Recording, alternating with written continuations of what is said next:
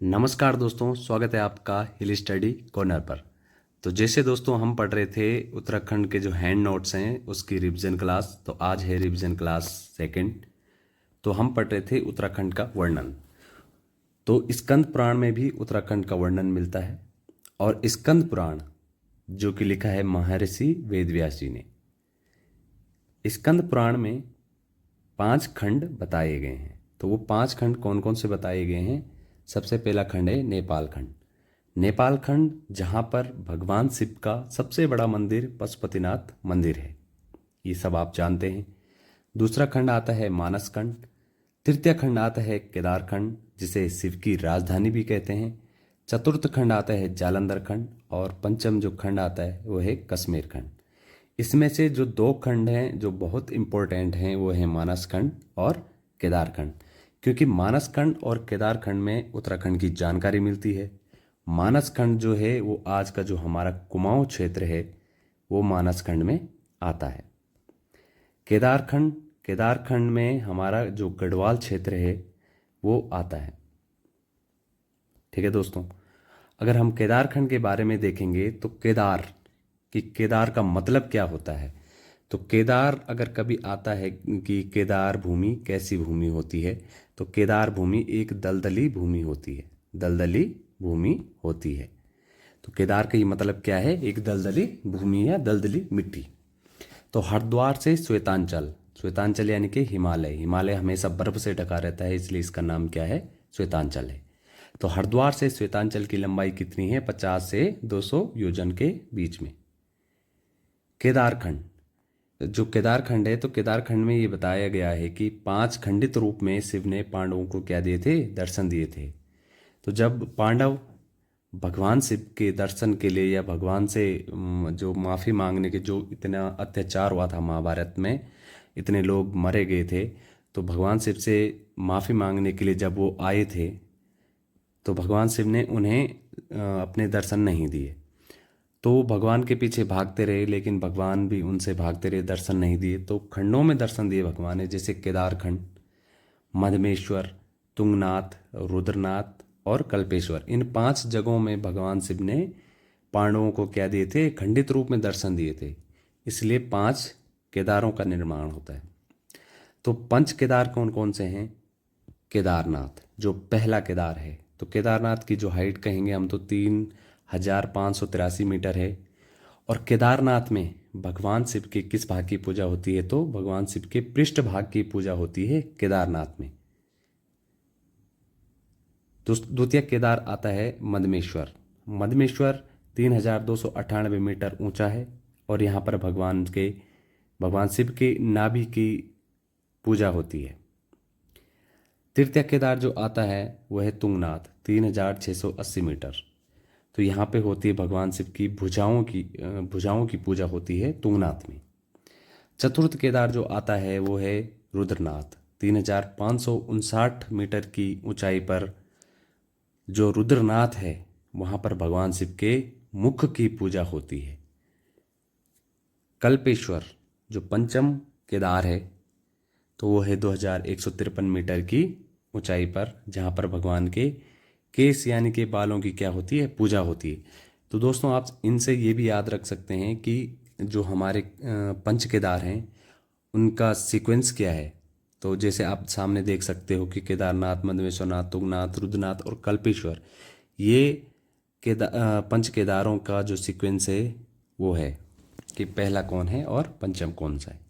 वहीं पे आप इनकी हाइट भी देख सकते हैं, अगर कभी आता है कि हाइट में लगाने के लिए आता है तो आप यहाँ से भी देख सकते हैं।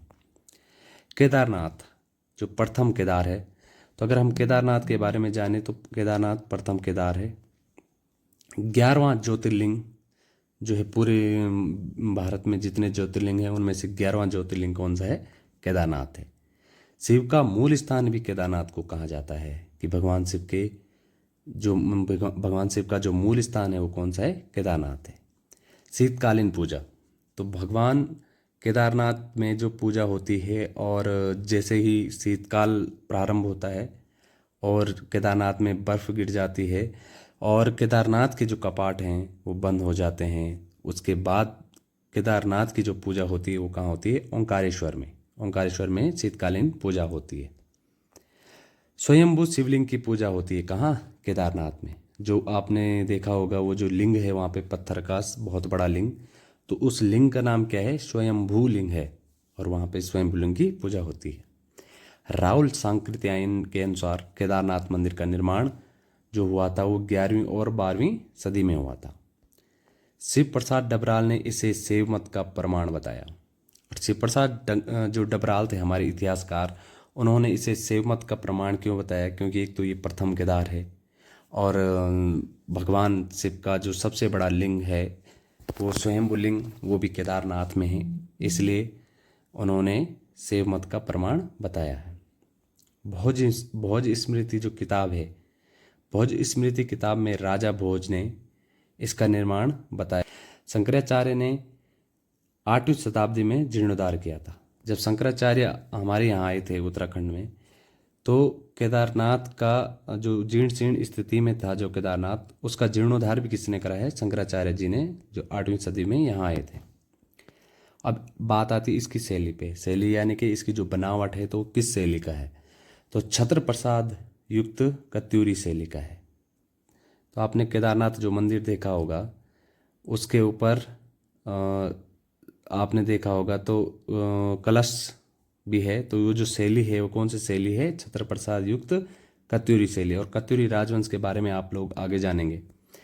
यहाँ की पूजा अक्षय तृतीया से कार्तिक पूर्णिमा में होती है। ये क्वेश्चन भी कभी आ चुका है कि जो इनका मतलब जो पूजा प्रारंभ कब होती है और वो कब संपूर्ण होती है? अक्षय तृतीया से कार्तिक पूर्णिमा तक। अब नोट में लिखा है मैंने कि बाणासुर की एक बेटी थी उषा, तथा अनिरुद्ध के विवाह स्थल के रूप में भी ओंकारेश्वर मंदिर को जाना जाता है। ओंकारेश्वर मंदिर यानी कि जहाँ कौन सी पूजा होती है? शीतकालीन पूजा होती है। तो उस स्थान को जो बाणासुर की बेटी उषा थी और अनिरुद्ध था, उसके विवाह स्थल के बारे में भी जाना जाता है। अब आता है कि कपाट खुलने पर दिव्य शिला पत्थर की पूजा सर्वप्रथम होती है। जो दिव्य शिला है उसकी पूजा कपाट खुलने में सबसे पहले की जाती है। दिव्य शिला पत्थर की पूजा यमुनोत्री में भी होती है। ये क्वेश्चन भी आ रखा है कि दिव्य शिलाएं कहाँ कहाँ हैं। तो एक तो आ गया आपका केदारनाथ में, एक जो आ गया वो कहाँ है? यमुनोत्री में। और ब्रह्म कमल से पूजा, तो ये क्वेश्चन भी आता है कि भगवान शिव जो ब्रह्म कमल है वो किसको चढ़ता है? तो भगवान शिव को चढ़ता है ब्रह्म कमल। कई बार लड़के कन्फ्यूज हो जाते हैं कि बद्रीनाथ में विष्णु भगवान को चढ़ता है, लेकिन नहीं, ब्रह्म कमल से जो पूजा की जाती है वो की जाती है भगवान शिव शंकर की। 2003 में पवन हंस सेवा शुरू हुई। तो जो पवन हंस सेवा है, जो हमारा हेलीपैड की जो व्यवस्था की गई थी, वहाँ से हेलीकॉप्टर से जो यात्रियों को ले जाया जाता है केदारनाथ में, तो वो जो सेवा शुरू हुई थी वो कब हुई थी? 2003 में शुरू हुई थी पवन हंस कंपनी के द्वारा। और 3 पहाड़ियों से घिरा हुआ है कौन? केदारनाथ। खर्चाखंड, भरतखंड और पुरंदर। इन 3 पहाड़ियों से घिरा हुआ है कौन? केदारनाथ। एक पहाड़ी तो यहाँ से हो गई खर्चाखंड, यहाँ से हो गई भारतखंड, और यहाँ से पुरंदरखंड, और यहाँ बीच पे है क्या? मंदिर। द्वितीय जो केदार आता है वो आता है मदमेश्वर। तो मदमेश्वर जो है, मदमेश्वर को स्थानीय भाषा में जो लोग कहते हैं वो कहते हैं महादेव देव। जैसे कि आपने गांव में भी देखा होगा कि लोग भगवान शिव के मंदिर को कहते हैं कि यह महादेव का मंदिर है, यहाँ पे महादेव का मंदिर है। तो इसलिए मदमेश्वर का स्थानीय भाषा में नाम क्या है? महादेव देव। केदारखंड के पाठ 47 से 48 में वर्णन है। जो केदारखंड मैंने अभी आपको ऊपर बताया कि 2 खंड में उत्तराखंड की जानकारी मिलती है, जो केदारखंड और मानसखंड में है। तो केदारखंड के पाठ 47 से 48 में वर्णन मिलता है किसका? मदमेश्वर का।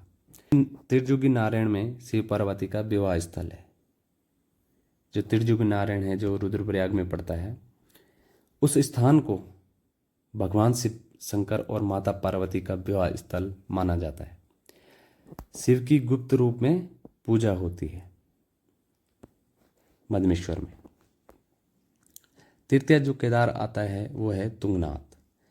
तुंगनाथ यहाँ पर 2 पहाड़ियाँ हैं, चंद्रशिला और रावणशिला। तो चंद्रशिला जो है ना, चंद्रशिला बहुत ही ज़्यादा ऊंचाई पे है, और रावणशिला भी वहीं पर है। तो ये क्वेश्चन कभी आता है कि चंद्रशिला और रावणशिला कहाँ है? वो है तुंगनाथ में। शीतकालीन आवास, जैसे कि आपको ऊपर भी बताया था कि केदारनाथ का जो शीतकालीन आवास है या शीतकालीन जो पूजा होती है वो कहाँ होती है? ओंकारेश्वर में। उसी प्रकार तुंगनाथ की जो शीतकालीन या जब ऊपर बर्फ़ पड़ जाती है तो शीतकालीन जो आवास है वो कहाँ है? मक्कू मठ में। उसी के नीचे मक्कू मठ है। और मक्कू मठ में भी किस मंदिर में पूजा होती है? तो वो है मार्कंडेय मंदिर में। तुंगनाथ अश्वकामनी नदी पर स्थित है। तो जहाँ पर भगवान तुंगनाथ का मंदिर है उसी के समीप बहती है जो नदी, उसका नाम क्या है? अश्वकामनी नदी। यह मंदिर पहले शिखर युक्त था जो अब छत्र प्रसाद युक्त शैली मंदिर है। तो ये जो मंदिर था ना पहले शिखर युक्त था, इसमें शिखर भी था, लेकिन जो अब है वो छत्र प्रसाद युक्त शैली मंदिर है। तो आगे जाके मैं आपको बताऊंगा कि जो ये मंदिरों के जो शैलियाँ हैं उनके बारे में आगे जाके बताऊंगा। चतुर्थ जो मंदिर है या चतुर्थ जो केदार है वो है रुद्रनाथ। चतुरानन रूप में पूजा की जाती है रुद्रनाथ में भगवान शिव शंकर की। शीतकालीन अवकाश गोपीनाथ मंदिर। तो जैसे कि जहाँ जहाँ बर्फ़ पड़ती है शीतकाल में वहाँ वहाँ शीतकालीन आवास बदल दिए जाते हैं और भगवान रुद्रनाथ की जो पूजा होती है वो कहाँ होती है? गोपीनाथ मंदिर में, जो कि है गोपीनाथ मंदिर अलकनंदा नदी के किनारे पर। बंसी नारायण मंदिर के कपाट रक्षाबंधन पर खुलते हैं। और ये कौन सी शैली का है? छत्र प्रसाद शैली का। तो बंसी नारायण मंदिर एकमात्र मंदिर ऐसा है कि जिसके कपाट सिर्फ कब खुलते हैं? रक्षाबंधन पे खुलते हैं, बाकी पूरे साल भर यह मंदिर बंद रहता है। रुद्रनाथ के पास वैतरणी नदी बहती है इसलिए इसे पितृतीर्थ कहते हैं। तो आपको जैसे पता होगा दोस्तों कि वैतरणी नदी को कहते हैं कि वैतरणी नदी पार करने के बाद मनुष्य स्वर्ग की प्राप्ति कर लेता है। और जो वैतरणी नदी है वो रुद्रनाथ के समीप बहती है, इसलिए इसे क्या कहा जाता है? पितृतीर्थ कहा जाता है। रुद्रनाथ को प्रकृति और अध्यात्म का केंद्र भी कहा जाता है। इसके अलावा कषार देवी मंदिर में भी अध्यात्म का केंद्र मतलब जहाँ पर बैठकर आप ध्यान केंद्रित कर सकते हो। यहाँ पर ब्रह्म कमल के रूप में प्रसाद दिया जाता है कि जो इस मंदिर में प्रसाद मिलता है वो किसके रूप में मिलता है? ब्रह्म कमल के रूप में मिलता है। कल्पनाथ और अंतिम केदार जिसे हम कह सकते हैं, जटामौलेश्वर कहा जाता है किसको? कल्पनाथ को, क्योंकि कल्पनाथ में भगवान शिव के किस अंग की पूजा होती? तो बालों की पूजा यानी कि कल्पों की पूजा होती है। इसके कपाट कभी बंद नहीं होते हैं कि ये हमेशा कल्पनाथ जो है वो हमेशा खुला रहता है। तो इसी के साथ दोस्तों ये वीडियो समाप्त होती है। और अगर आपको ये नोट्स थोड़ा भी अगर आपको इम्पोर्टेंट लगते हैं तो वीडियो को शेयर करें और सब्सक्राइब करें हिल स्टडी कॉर्नर।